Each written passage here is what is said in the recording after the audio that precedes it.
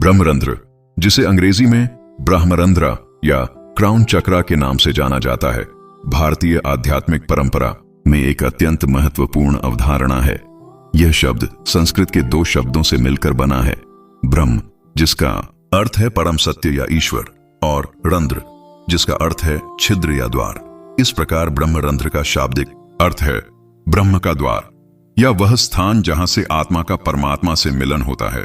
योग और तंत्र शास्त्र के अनुसार ब्रह्मरंध्र मानव शरीर में स्थित 7 मुख्य चक्रों में से 7वां और सबसे ऊपरी चक्र है। यह सिर के शीर्ष भाग में, जहां शिशुओं में तालु मुलायम होता है, उस स्थान पर स्थित माना जाता है। आधुनिक शरीर रचना विज्ञान में इसे फॉन्टानेल कहा जाता है। ब्रह्मरंध्र की शारीरिक स्थिति के बारे में विभिन्न योग ग्रंथों में विस्तृत वर्णन मिलता है। यह सिर के बिल्कुल शीर्ष पर, जहां सभी खोपड़ी की हड्डियां मिलती हैं, वहां स्थित है। नवजात शिशुओं में यह स्थान नरम होता है और धीरे धीरे कठोर होता जाता है। योगियों का मानना है कि यह स्थान जीवन भर एक सूक्ष्म ऊर्जा केंद्र के रूप में सक्रिय रहता है। हठ योग प्रदीपिका के अनुसार ब्रह्मरंध्र सहस्रार चक्र का केंद्र है, जो 1000 पंखुड़ियों वाले कमल के रूप में वर्णित है।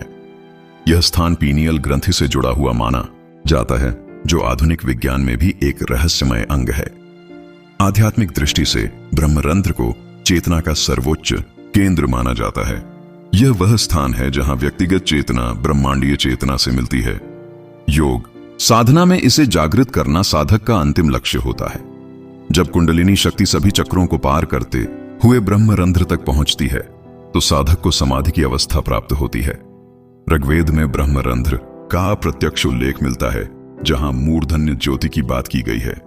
अथर्ववेद में भी सिर के शीर्ष पर स्थित एक विशेष ऊर्जा केंद्र का वर्णन है। उपनिषदों में विशेष रूप से तैत्तिरीय उपनिषद और मांडुक्य उपनिषद में इस अवधारणा का अधिक स्पष्ट वर्णन मिलता है। पतंजलि योग सूत्र में यद्यपि ब्रह्मरंध्र का प्रत्यक्ष उल्लेख नहीं है, लेकिन समाधि की अवस्था का वर्णन इसी से संबंधित है। हठ योग प्रदीपिका, घेरंड संहिता और शिव संहिता जैसे हठ योग के प्रमुख ग्रंथों में ब्रह्मरंध्र और सहस्रार चक्र का विस्तृत वर्णन मिलता है। गोरक्षनाथ द्वारा रचित गोरक्ष संहिता में ब्रह्मरंध्र को दशम द्वार कहा गया है।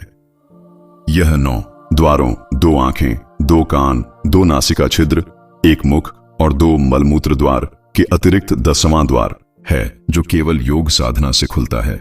तंत्र साहित्य में ब्रह्मरंध्र का अत्यंत महत्वपूर्ण स्थान है। कुलार्णव तंत्र, रुद्रयामल तंत्र और विज्ञान भैरव तंत्र में इसके बारे में विस्तृत जानकारी मिलती है। तंत्र में इसे शिव और शक्ति के मिलन स्थल के रूप में वर्णित किया गया है। बौद्ध धर्म में भी सिर के शीर्ष पर स्थित एक विशेष ऊर्जा केंद्र का उल्लेख मिलता है।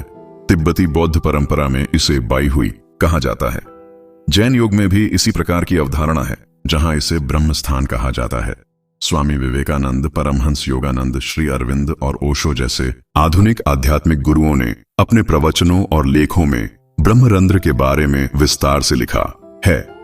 इन्होंने प्राचीन ज्ञान को आधुनिक भाषा में प्रस्तुत किया है। आदि शंकराचार्य ने अपने विवेक चूड़ामणि में लिखा है कि ब्रह्मरंध्र वह स्थान है जहां जीवात्मा और परमात्मा का अभेद हो जाता है। उनके अनुसार जब साधक की चेतना ब्रह्मरंध्र में स्थित हो जाती है, तो वह अहम ब्रह्मास्मि के सत्य को साक्षात अनुभव करता है। नाथ संप्रदाय के संस्थापक गोरखनाथ ने ब्रह्मरंध्र को शून्य शिखर कहा है। उनके अनुसार यह वह स्थान है जहां सभी द्वैत समाप्त हो जाते हैं और साधक शून्य में विलीन हो जाता है, जो वास्तव में पूर्णता है। संत कबीर ने अपने दोहों में ब्रह्मरंध्र का वर्णन करते हुए कहा है, 10वें द्वार में दीप जले तहां अनहद बाजे बाजा, कहत कबीर सुनो भाई साधो यही पद है राजा। उनके अनुसार यह वह स्थान है जहां अनहद नाद सुनाई देता है और दिव्य प्रकाश का अनुभव होता है। स्वामी विवेकानंद ने राजयोग में लिखा है कि ब्रह्मरंध्र चेतना का सर्वोच्च केंद्र है। उन्होंने कहा, जब कुंडलिनी शक्ति सहस्रार में पहुंचती है, तो योगी को अपने वास्तविक स्वरूप का बोध होता है। वह जान जाता है कि वह शरीर नहीं, मन नहीं, बल्कि शुद्ध चैतन्य है। योगी कथामृत के लेखक परमहंस योगानंद ने ब्रह्मरंध्र को कॉस्मिक कॉन्शियसनेस का द्वार कहा है। उनके अनुसार सहस्रार चक्र में ध्यान करने से साधक ब्रह्मांडीय चेतना से जुड़ जाता है और सर्वव्यापी ईश्वर की उपस्थिति का अनुभव करता है। श्री अरविंद ने अपने इंटीग्रल योग में ब्रह्मरंध्र को सुपर माइंड का केंद्र बताया है। उन्होंने लिखा, सहस्रार का खुलना केवल व्यक्तिगत मुक्ति नहीं है, बल्कि यह दिव्य चेतना को पृथ्वी पर उतारने का माध्यम है। ओशो ने अपने प्रवचनों में कहा है, ब्रह्मरंध्र कोई शारीरिक स्थान नहीं, बल्कि चेतना की एक अवस्था है। जब तुम्हारी ऊर्जा 7वें चक्र तक पहुंचती है तो तुम अस्तित्व के साथ एक हो जाते हो। ब्रह्मरंध्र के जागरण से साधक को अनेक आध्यात्मिक लाभ प्राप्त होते हैं। सबसे महत्वपूर्ण लाभ है आत्म साक्षात्कार या आत्मबोध। जब यह चक्र सक्रिय होता है तो व्यक्ति अपने वास्तविक स्वरूप को जान जाता है। वह समझ जाता है कि वह शरीर और मन से परे शुद्ध चेतना है। दिव्य दृष्टि का विकास भी एक महत्वपूर्ण लाभ है। साधक को सूक्ष्म जगत का दर्शन होने लगता है। वह ऑरा, चक्र और सूक्ष्म ऊर्जाओं को देख सकता है। कई योगियों ने बताया है कि इस अवस्था में भूत, वर्तमान और भविष्य की घटनाओं का ज्ञान हो सकता है। समाधि की प्राप्ति ब्रह्मरंध्र जागरण का सबसे उच्च लाभ है। इस अवस्था में साधक का व्यक्तित्व ब्रह्मांड में विलीन हो जाता है। वह अहम भाव से मुक्त होकर सर्वव्यापी चेतना का अनुभव करता है। ब्रह्मरंध्र के सक्रिय होने से मानसिक स्पष्टता और शांति प्राप्त होती है। चिंता, तनाव और अवसाद जैसी मानसिक समस्याएं समाप्त हो जाती हैं। मन की चंचलता शांत हो जाती है। ब्रह्मरंध्र को सक्रिय करने के कई तरीके हैं, जिनमें पहला है ध्यान। ध्यान ब्रह्मरंध्र को सक्रिय करने का सबसे प्रभावी तरीका है। आप विभिन्न प्रकार के ध्यान का अभ्यास कर सकते हैं, जैसे कि जागरूकता ध्यान, श्वास ध्यान या चक्र ध्यान। दूसरा है योग। योग आसन और प्राणायाम भी ब्रह्मरंध्र को सक्रिय करने में मदद कर सकते हैं। तीसरा है मंत्र जाप। मंत्र जाप से मन शांत होता है और ऊर्जा ब्रह्मरंध्र की ओर प्रवाहित होती है। चौथा है रेकी। रेकी एक ऊर्जा उपचार तकनीक है जो ब्रह्मरंध्र को सक्रिय करने में मदद कर सकती है। पांचवा है प्राकृतिक चिकित्सा।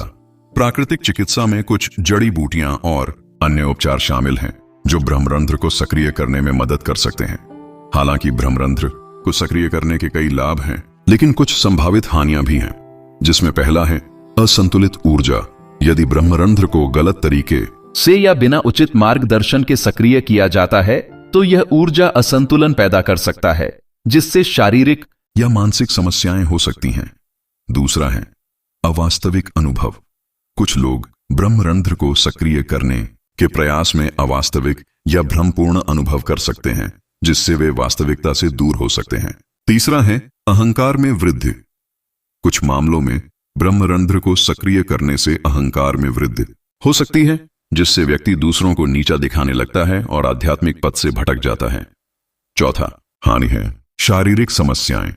दुर्लभ मामलों में ब्रह्मरंध्र को सक्रिय करने से सिरदर्द, चक्कर आना या अन्य शारीरिक समस्याएं हो सकती हैं। इससे बचने के लिए आपको कुछ सावधानियां बरतनी चाहिए। पहला, एक अनुभवी गुरु की तलाश करें। ब्रह्मरंध्र के बारे में मार्गदर्शन प्राप्त करने के लिए एक अनुभवी गुरु या आध्यात्मिक शिक्षक की तलाश करें। दूसरा, धीरे धीरे शुरुआत करें। अचानक और तीव्र साधना करने से बचें। धीरे धीरे और लगातार अभ्यास करें। तीसरा, अपने शरीर को सुनें और यदि आपको कोई परेशानी हो तो तुरंत साधना बंद कर दें। चौथा, सकारात्मक दृष्टिकोण रखें और ब्रह्मरंध्र को सक्रिय करने के लाभों पर ध्यान केंद्रित करें। पांचवा, धैर्य रखें। ब्रह्मरंध्र को सक्रिय करने में समय और धैर्य लगता है। निराश न हो और लगातार प्रयास करते रहें।